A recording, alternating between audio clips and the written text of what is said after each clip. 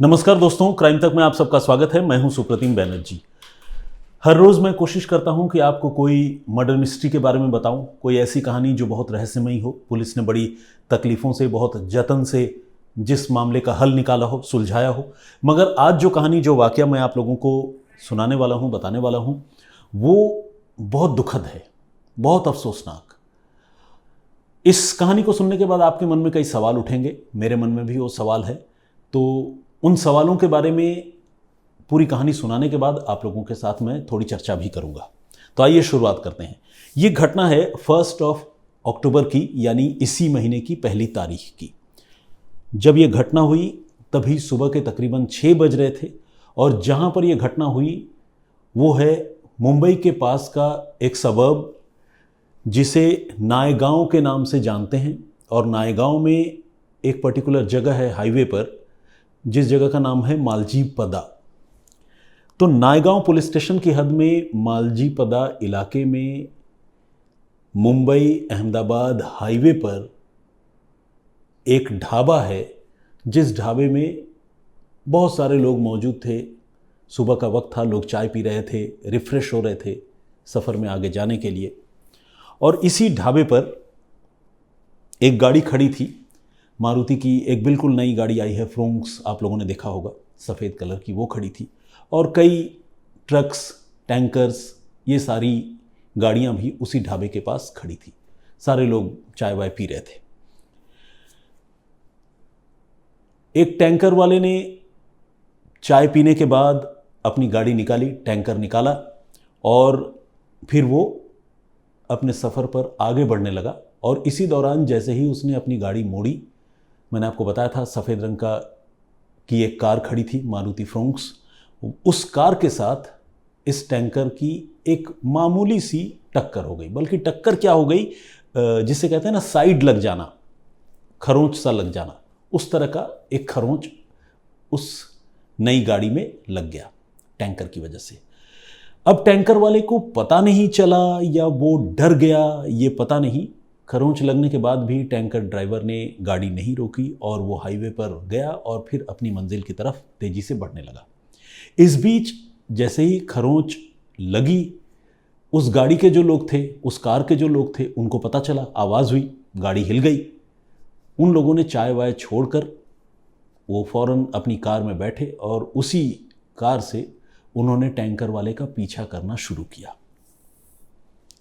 कई किलोमीटर तक पीछा करने के बाद, जैसा कि आप लोग फिल्मों में देखते होंगे या कई बार आप लोगों ने इस तरह की घटनाएं अपनी आंखों के सामने भी देखी हों, उस कार ने टैंकर को ओवरटेक कर लिया और ओवरटेक करने के बाद सामने ले जाकर वो कार टैंकर के सामने बिल्कुल आड़े तिरछे तरीके से उन्होंने वो कार लगा दी। अब टैंकर वाला क्या करता, उसे गाड़ी रोकनी पड़ी। या तो वो कार को ही हिट करता, लेकिन फिर तो मामला बहुत ख़राब हो जाता। तो टैंकर वाले ने गाड़ी रोक दी। अभी गाड़ी रुकी ही थी कि उस कार से 4 लोग नीचे उतरे और चारों लोगों ने टैंकर ड्राइवर को बुरी तरह से गाली देना, डांटना, हड़काना शुरू कर दिया। एक आदमी टैंकर के ड्राइवर साइड वाली जो खिड़की होती है या डोर कह लें, उससे लटक गया और उसने लटक कर उस ड्राइवर को कॉलर से खींचा और खींचकर गाड़ी से नीचे उतार दिया। उतारने के साथ ही बुरी तरह से ये चारों लोग उस पर पिल पड़े। लात घूंसों की बारिश होने लगी। चेहरे पर तगड़े ब्लो मारे गए, घूंसे मारे गए।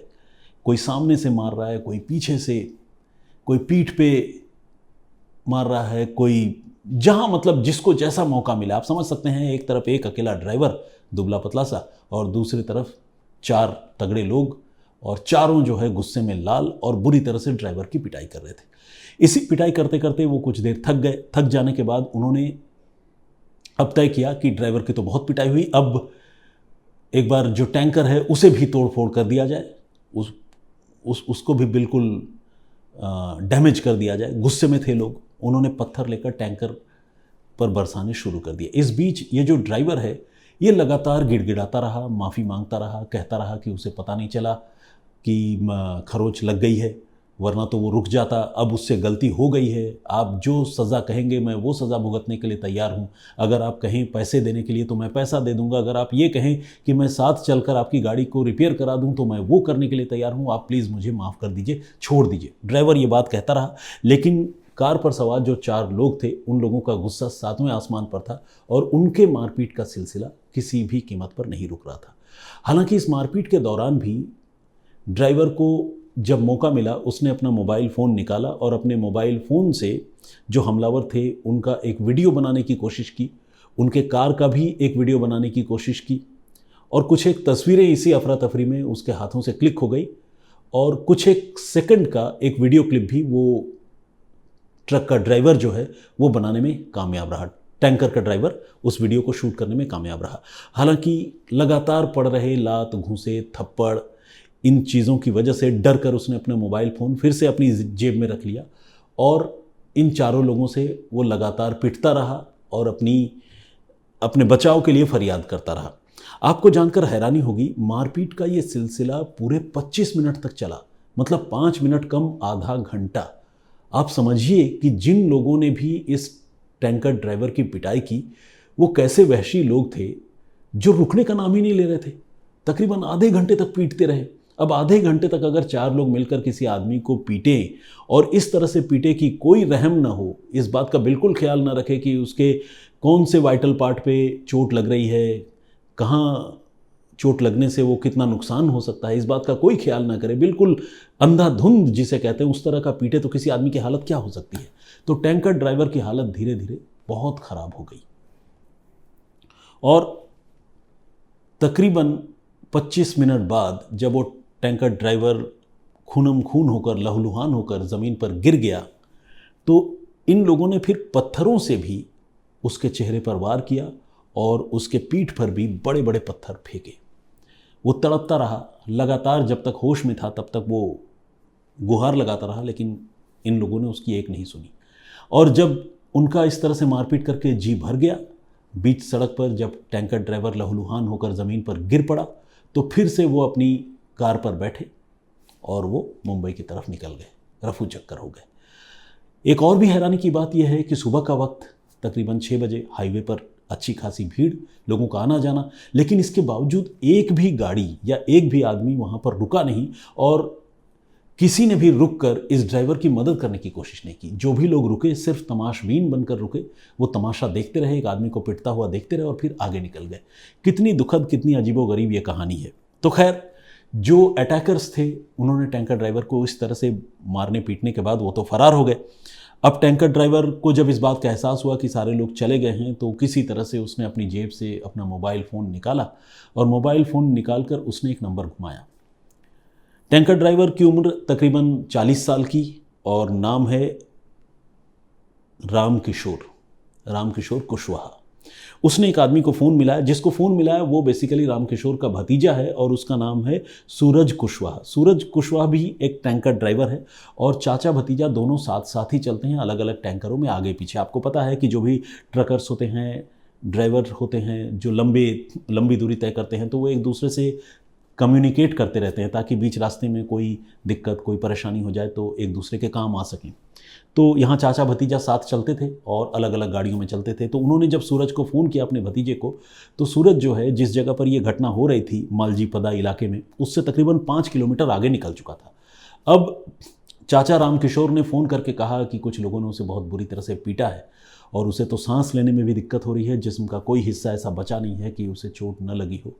प्लीज़ जल्दी आ जाओ, मेरी मदद करो, मुझे अस्पताल ले चलो, मैं अपने पैरों पे उठ भी नहीं सकता हूँ, इतनी मेरी हालत बुरी है। ये बात जब सूरज ने सुनी तो उसके होश उड़ गए कि अरे चाचा के साथ ऐसा क्या हो गया। उसने अपना टैंकर जो है हाईवे के किनारे पार्क किया, खड़ा किया और टैंकर खड़ा करने के बाद उसने वहाँ से एक ऑटो लिया, ऑटो बोर्ड किया और ऑटो पर सवार होकर वापस लौटा मालजीपदा की तरफ और पहुँचकर उसने देखा कि वाकई जो है उसके चाचा ज़मीन पर बिल्कुल बेहोश पड़े हुए हैं। हालांकि जब वो ऑटो में बैठकर मालजीपदा की तरफ आ रहा था, ये 5 किलोमीटर का डिस्टेंस जब वो कवर कर रहा था, तब उसके मोबाइल फ़ोन पर उसके चाचा ने अपने साथ हुई ज़्यादती का एक छोटा सा वीडियो भी भेजा था। कुछ सेकंड का वीडियो और कुछ तस्वीरें। जैसा कि मैंने आपको बताया कि रामकिशोर ने अपनी पिटाई के दौरान वीडियो बनाने की भी कोशिश की थी और कुछ तस्वीरें भी क्लिक की थी। वो सारी चीज़ें बहुत ही ब्लरी, हैफजर्ड तरीके से, हिला हुआ, फ्रेम प्रॉपर नहीं, उस तरह का वीडियो और कुछ फोटोग्राफ्स जो है उस आदमी ने, टैंकर ड्राइवर ने, अपने भतीजे को भेजी थी। और भतीजे को वो सारी चीज़ें जो है उसको मोबाइल फ़ोन पर मिली, और तब मिली जब वो ट्रैवल करके अपने चाचा को अटेंड करने आ रहा था। अब चाचा के पास आकर देखा कि चाचा की हालत वाकई बहुत बुरी है। फिर उसने ऑटो पर आया था, अपना टैंकर तो वो आगे ही छोड़कर आ गया था। फिर उसने चाचा के टैंकर में चाचा को ही लोड किया, किसी तरह से पकड़कर खींचकर बिठाया टैंकर में, और वो बैठने की हालत में भी नहीं थे, बगल वाली सीट पर वो लेट गया। और ये जो सूरज कुशवाहा है वो नज़दीक के हॉस्पिटल में अपने चाचा को लेकर पहुंचा। रामकिशोर के पूरे शरीर से लगातार खून बह रहा था, और जब टैंकर में उसे डाला गया उस समय भी उसके जिस्म से पूरा खून बह रहा था, और टैंकर का जो पूरा सीट है वो खून से लाल हो चुका था। जब तक अस्पताल पहुंचा, डॉक्टरों ने उसको जब तक अटेंड किया तब तक बहुत देर हो चुकी थी, और रामकिशोर को डॉक्टरों ने ब्रॉड डेड करार दिया, यानी बताया कि यहाँ लाए जाने से पहले ही उसकी जान जा चुकी है। सूरज कुशवाहा अपने चाचा की मौत अपनी आंखों के सामने देखकर बहुत दुखी हुआ, बहुत रोता रहा, परेशान होता रहा। लेकिन एक बार इंसान जब मर जाता है तो फिर दूसरे इंसान के बस में कुछ होता तो है नहीं। चूँकि ये मारपीट का मामला था, और ऐसे मारपीट का मामला था जिसमें एक आदमी की डेथ हो गई थी, तो इस मामले में पुलिस की भी एंट्री हुई। हॉस्पिटल वालों ने पुलिस को इन्फॉर्म किया। नायगांव की पुलिस, जो मुंबई का सबब है, वहाँ की पुलिस वहाँ पर पहुँची उस हॉस्पिटल में, और उन्होंने रामकिशोर की लाश को बरामद करके उसे पोस्टमार्टम के लिए भिजवा दिया। और इसी के साथ सूरज कुशवाहा से पुलिस ने पूछताछ शुरू की, ये जानने समझने की कोशिश शुरू की कि वो हमलावर कौन थे, कहाँ से आए थे, कैसे ये घटना हुई। सूरज को जितनी बातें पता थी, वो मौके पर तो नहीं था, बाद में पहुंचा था, लेकिन जितनी बातें पता थी उसने वो सारी बातें बताई।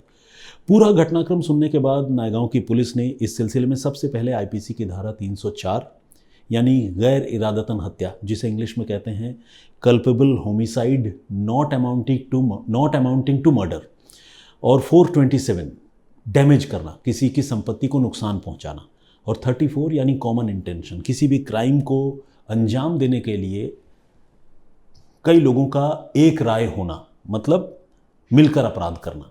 तो इन 3 धाराओं के तहत केस दर्ज किया गया।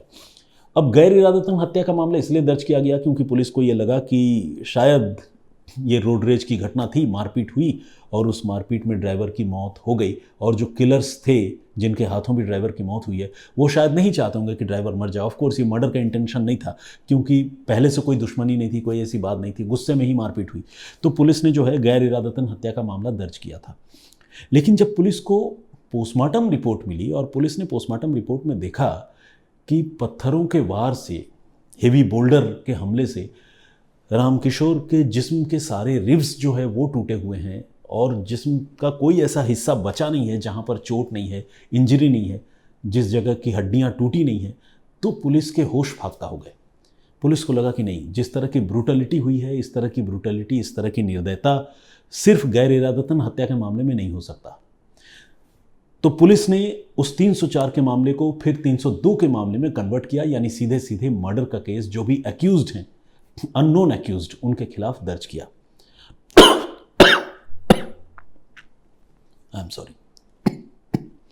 और पुलिस फिर आगे इस मामले की जांच करने लगी, और इसी सिलसिले में सूरज कुशवाहा से पुलिस ने और बातचीत की। सूरज ने उसके चाचा का जो मोबाइल फ़ोन था, वो मोबाइल फ़ोन तो खैर पुलिस के हवाले किया ही, और साथ ही उसके मोबाइल फ़ोन पर चाचा ने जो एक वीडियो भेजा था, वो वीडियो भी सूरज ने पुलिस को दिया, और साथ ही कुछ तस्वीरें उस रोड रेज के वक्त जब उसके चाचा के साथ ज़्यादती हो रही थी रामकिशोर के साथ, वो तस्वीरें भी उन्होंने पुलिस को दी। ये वीडियो महज 16 सेकंड का एक वीडियो था, 16 सेकंड्स। आप समझ सकते हैं कि जब किसी आदमी पर हमले हो रहा हो, मारा पीटा जा रहा हो, वो आदमी कैसे वीडियो शूट कर सकता है। उसने कोशिश की लेकिन ठीक से शूट नहीं कर पाया, तो सिर्फ 16 सेकंड का एक क्लिप बन पाया, और इसके साथ कुछ फोटोग्राफ उसके मोबाइल फ़ोन से क्लिक हो गए, वो बाय डिफ़ॉल्ट हो गए। तो ये सारी चीज़ें जब पुलिस को मिली, तो पुलिस को उन लोगों का चेहरा भी नज़र आया जो लोग हमलावर थे, और साथ ही उनकी वो गाड़ी भी दिखी जिस गाड़ी पर सवार होकर वो हमलावर मारपीट करने के लिए पहुंचे थे, और जो गाड़ी इस टैंकर के मामूली से टक्कर के बाद डैमेज हुई थी। उस गाड़ी का नंबर भी दिखा। अब पुलिस ने उस नंबर के सहारे सबसे पहले गाड़ी के मालिक को ट्रेस कर लिया। जिसको ट्रेस किया गाड़ी के मालिक को, उसकी उम्र तकरीबन 50 साल की है और उसका नाम है सेबेस्टियन बलाथू पराम्बिल। सेबेस्टियन बलाथू पराम्बिल, 50 साल की उम्र। इसको पुलिस ने गाड़ी के मालिक के तौर पर पहचाना, इसे ट्रेस किया और इसे गिरफ्तार कर लिया। और इसकी निशानदेही पर एक एक करके इसके जो 3 और साथी हैं, जिनका नाम है उत्सव ब्रिज कुमार शर्मा, विकी अशोक बारोट और विवेक महेंद्र पवार, इन 3 लोगों को और पुलिस ने गिरफ्तार किया। तो इस तरह से उस रोड रेज की घटना में टैंकर ड्राइवर का मर्डर करने वाले 4 लोगों को पुलिस गिरफ्तार करने में कामयाब हो गई। और आपको जानकर थोड़ी सी शांति मिलेगी कि 12 घंटे के अंदर ही पुलिस ने इस मामले में जितने आरोपी थे उनको गिरफ्तार कर लिया। ये सारे के सारे आरोपी मुंबई के नालासोपारा और आसपास के इलाके के रहने वाले हैं और इनको इस बात का अंदाज ही नहीं था कि इन्होंने जिस रामकिशोर पर इतना अत्याचार किया उसकी अब मौत हो चुकी है। पुलिस ने जब उन्हें गिरफ्तार किया और बताया कि तुमने हत्या कर दी है तो इनके होश उड़ गए। हालांकि जब गुस्सा शांत हो जाता है और इंसान को तब जाकर अपने किए का एहसास भी होता है। तो ये जो लोग हैं, सेबेस्टियन बलाथू पराम्बिल, कार का मालिक, ये एक लेबर कॉन्ट्रैक्टर है। उत्सव ब्रिज कुमार शर्मा एक मनी लेंडिंग कंपनी में ब्रांच मैनेजर के तौर पर काम करता है। विकी अशोक बारोट जूनियर आर्टिस्ट है, डांसर है। आपने देखा होगा मुंबई में जो फिल्में बनती हैं, हीरो नाचता है, हीरो के पीछे और 50 लोग नाच रहे होते हैं, तो उन 50 में से एक ये भी होता है। ऐसा नहीं कि हर अपीयरेंस में आता होगा, लेकिन विकी अशोक बारोट वो एक स्मॉल टाइम डांसर है। ठीक इसी तरह विवेक महेंद्र पवार जो है वो गणपति भगवान की मूर्ति बेचने का काम करता है। तो ये 4 लोग हैं, इनका ये प्रोफाइल है, नालासोपारा इलाके के रहने वाले हैं और इन 4 लोगों को पुलिस ने अब तो गिरफ्तार कर लिया है। और इस मामले में जैसे ही पुलिस को जानकारी मिली उसके महज 12 घंटे के दौरान ये सारी गिरफ्तारी हो गई। और गिरफ्तारी सिर्फ इसलिए हो पाई क्योंकि जो पीड़ित था रामकिशोर कुशवाहा, जब उसके साथ मारपीट हो रही थी तो उसके मोबाइल फ़ोन से एक छोटा सा वीडियो क्लिप बन गया था जो उसने बनाया था, ऑब्वियसली बनाने की कोशिश की थी और कुछ तस्वीरें क्लिक हो गई थी। तो उसी वीडियो क्लिप और तस्वीरों की बदौलत ये सारे के सारे गुनहगार पकड़े गए और इन पर मर्डर का केस दर्ज हुआ है। पुलिस ऑफिसर्स ने जिन्होंने इस मामले को सुलझाया, उन्होंने बताया कि सेबेस्टियन के कार में जो टैंकर की वजह से खरोंच लगी थी, उस खरोंच को रिपेयर करने में बमुश्किल 4000 रुपये लगते, इससे ज़्यादा नहीं। और वो ड्राइवर टैंकर का वो लगातार पैसे देने के लिए तैयार था। वो कह रहा था रिपेयर भी करा दूंगा, पैसे भी दूंगा, फिर भी इन लोगों ने उसके साथ कोई रहम नहीं दिखाया। अब आप सोचिए कि गुस्सा कितना खतरनाक और कितनी भयानक चीज़ है कि इंसान सिर्फ 4000 रुपये की खातिर किसी आदमी की जान ले ले। देखिए, जान लेना तो ऐसी चीज़ है, खासकर किसी इंसान की, मैं तो कहूँगा कि उसके लिए 4 करोड़ या 400 करोड़ भी ठीक नहीं है। मतलब पैसा अपनी जगह है, लेकिन किसी इंसान की ज़िंदगी अपनी जगह है। हम जस्टिफाई नहीं कर सकते किसी के मर्डर को, लेकिन जब हमें ये पता चलता है कि निहायत ही छोटा अमाउंट, पेटी अमाउंट, जितना पैसा इंसान कई बार किसी रेस्टोरेंट में जाता है तो खर्च कर देता है एट वन गो, उतने पैसे के लिए कोई अगर किसी की हत्या कर दे तो ये बात कितनी तकलीफ दे लगती है। तो ये कुछ ऐसी ही घटना थी। और जैसा कि मैंने आपको बताया, इस पूरी कहानी को, इस पूरे घटनाक्रम को सुनने के बाद आपके मन में कुछ सवाल होंगे, मेरे मन में भी सवाल है। वो सवाल ये है कि ऐसे लोग, इनके साथ क्या सलूक होना चाहिए? आपको क्या लगता है? क्या गुस्से में की गई अपराध मानकर इनके साथ अदालत को कोई रहमदिली दिखानी चाहिए? क्या इन्हें आजीवन कारावास या फांसी होनी चाहिए? आप क्या सोचते हैं? और दूसरा ये कि जिस तरह की घटना इन लोगों ने अंजाम दी, इन लोगों के साथ क्या होना चाहिए? मतलब मेरे मन में तो बस यही सवाल है। और एक सवाल ये भी है कि इस तरह की घटनाओं को होने से हम कैसे रोक सकते हैं, ये भी हमें अपने आप से भी पूछना होगा। और मैं चाहता हूँ कि मैं आप लोगों से भी पूछूँ, आप लोग भी इसके बारे में ज़रूर बताएं। तो आज की कहानी यहीं तक। रोड रेज की एक घटना थी, लेकिन बड़ी दुखद घटना थी, जैसा कि मैंने आपको बताया। तो बस आइए, जो कहानी मैंने कल आप लोगों को सुनाई थी, मैंने आपको बताया था कि एक लड़की ने दूसरी लड़की की हत्या कर दी, और सिर्फ इस वजह से हत्या कर दी कि दूसरी लड़की ने पहली लड़की को एक सलाह दी थी। वो सलाह जो है पहली लड़की को इतनी नागवार गुजरी कि उसने अपनी ही बेस्ट फ्रेंड की हत्या कर दी। क्या थी वो कहानी? जानना, समझना, सुनना चाहते हैं तो क्राइम तक के प्लेलिस्ट में जाकर सुप्रतिम से सुनिए के सेगमेंट में आप उस कहानी को सुन सकते हैं। कुछ कमेंट्स, एंग्री कैट गेमिंग के नाम से एक हमारे दर्शक हैं, उन्होंने लिखा है कि आज की दुनिया में अच्छे दोस्त चुनना भी बहुत मुश्किल काम है। बिल्कुल इस बात से मैं सहमत हूँ।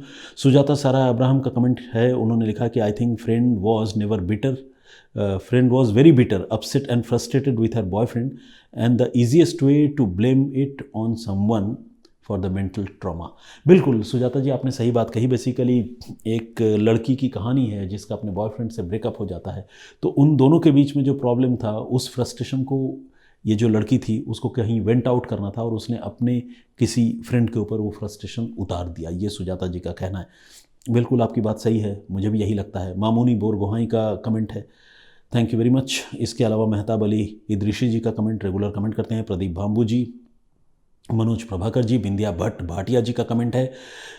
मीता गौतम जी ने भी कमेंट किया है, इन्होंने लिखा है कि आप बहुत अच्छे से एक्सप्लेन करते हो। थैंक यू वेरी मच मीता गौतम जी, बहुत धन्यवाद आपका। और इसके अलावा चंद्रकांत सरोडे ने भी कमेंट किया है, बहुत बहुत स्वागत आपका। विजेंद्र सिंह जी, मौलाना निसार अहमद नागपुरी, विनय नासवाले जी, कविता जैन जी, परूप श्रेष्ठा जी एन योडू। आइए कुछ कमेंट जो है वो रैंडम तरीके से आगे बढ़ जाने के बाद पढ़ता हूँ।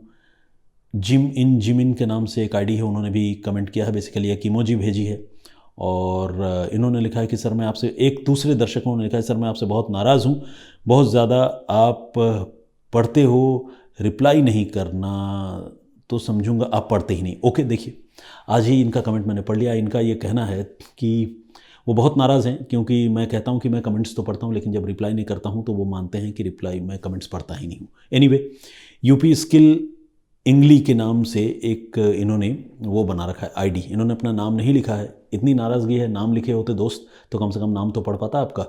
भाविक मोडिया जी ने भी कमेंट किया है, बहुत स्वागत आपका। खाने दिल कमेंट करते हैं। और इसके अलावा किंग बीएफ के नाम से एक आईडी है, उन्होंने भी कमेंट किया है, बहुत बहुत स्वागत आपका। अस्मा हाशमी जी ने कमेंट किया है। इद्रिश गाजी ने कमेंट किया है और इन्होंने क्रिस्टल लॉज, हमारे एक दर्शक है, उन्होंने भी इस नाम से एक कमेंट किया है। एलेक्स प्राइस के नाम से कमेंट है, बहुत स्वागत आपका। आई के फैशन कमेंट करते हैं रेगुलर। King BF something.